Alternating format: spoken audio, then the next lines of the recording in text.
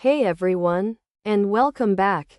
Today, we're diving into a topic that literally lifts us up daily: elevators. We're exploring a fascinating discussion that recently soared to the top of Hacker News.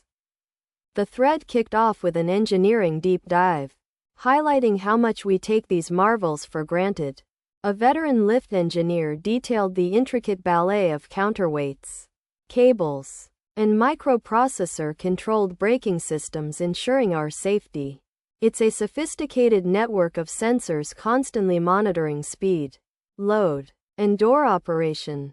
What truly captivated the community was the sheer redundancy.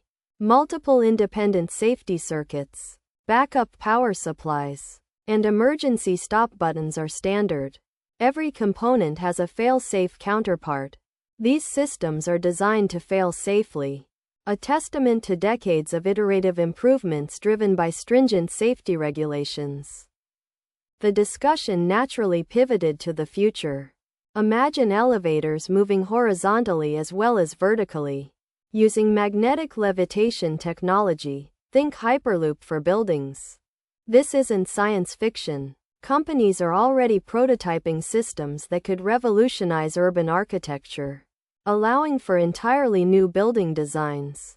Another exciting prospect was AI integration, predictive maintenance, where sensors anticipate component failure, minimizing downtime. Imagine an elevator that learns traffic patterns, optimizing movements to reduce wait times during peak hours.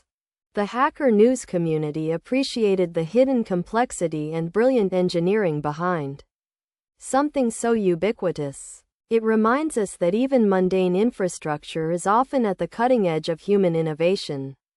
So next time you step into an elevator, appreciate the incredible technology. What do you think? Let me know.